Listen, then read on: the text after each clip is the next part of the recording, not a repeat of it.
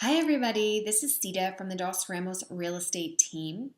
And if you watched any of my previous videos, you know I like to talk about staging because I think it's really an important aspect to selling your home. And I happen to be a certified staging professional as well.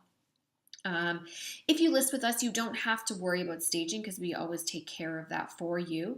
But if you are in a situation where you need to stage your home yourself, I'm going to give you today my top 5 tips on how to stage your living room and family room areas. So let's get started. My very first tip is going to be find the focal point in the room and arrange your furniture around that focal point. So, some common focal points could be your fireplace, like I have behind me. It could be a wall that's made up of rustic bricks or reclaimed lumber, sort of an accent wall. It could be a large window with a great view, one of those gorgeous bay windows with a little sitting area, or if you have those nice high cathedral ceilings, maybe it's one of those giant arched windows. It could even be a built in bookcase or your entertainment areas. Like in a family room, you have the large TV and maybe you have some shelves around it. That could be your focal point.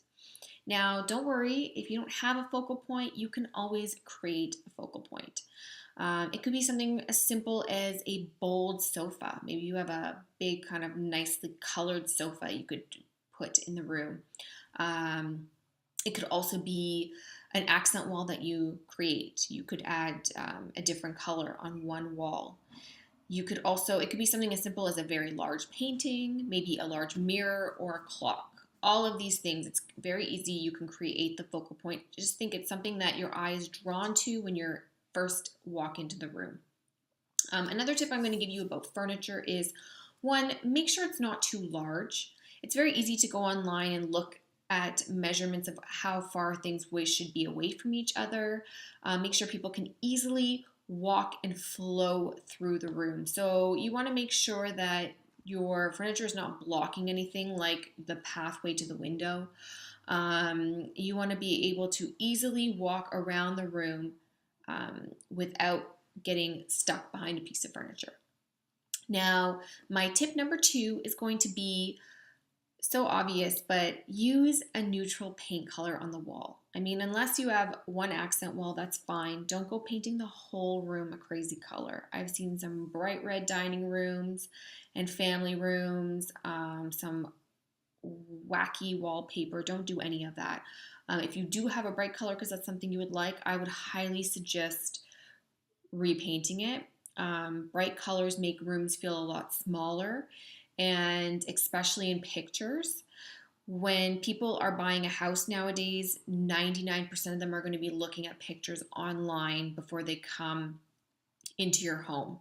So, 2 colors that I really like, especially for an open concept where you have to almost paint the whole area one color, would be Agreeable Gray, which is a Sherwin-Williams paint color, and Balboa Mist, which is a Benjamin Moore paint color.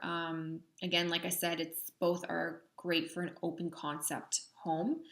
And if you're unsure of a paint color, one thing I like to do is go to your local hardware store and they sell smaller pieces of drywall, like about 2 feet by 2 feet, and buy a small sample of the paint color you're thinking. You could even get a couple paint colors, 2 or 3, and paint those small drywall pieces.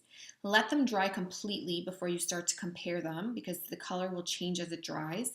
And then take it and place it in different areas around the room because different areas have different lighting, and a color that might look great on one wall could look completely different on another wall. So that's just a little tip so that you don't have to go around painting little sections of each wall all around your house. Just paint the 2 by 2 piece of drywall and take it around and check out how it looks in different areas.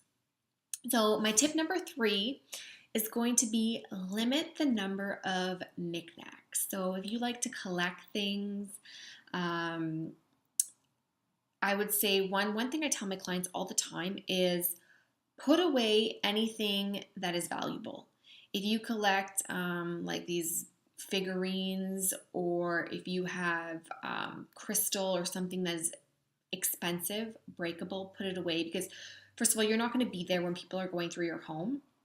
Um, there's people that are, maybe they're buying your home and they're a family and they have lots of children, and the children might be running through the house and it could be an accident. Somebody with a large purse walking through your house could accidentally knock something over. So make sure that you don't have valuables out.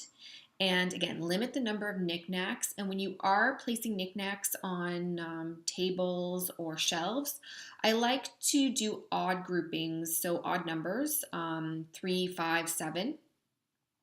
And take a picture with your phone.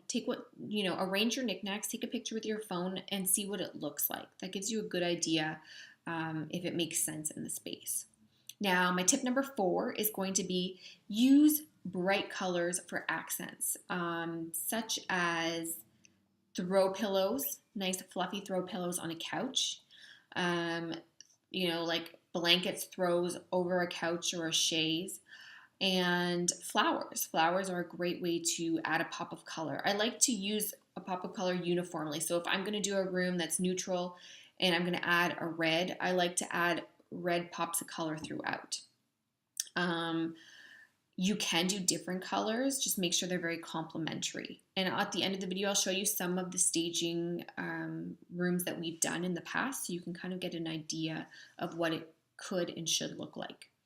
And my 5th and final tip is to bring in some greenery, bring in some plants to liven up the space. But make sure if you do that if you bring fresh cut flowers, that you take care of them, and once they start to look like they're wilting away, you replace them or get rid of them.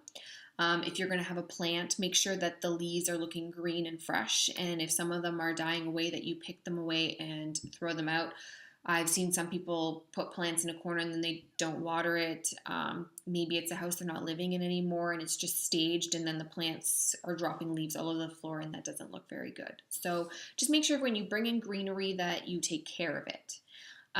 So those are my top 5 tips for staging your living room and your family room. And if you have specific questions about your personal living room or family room, please feel free to send me a picture.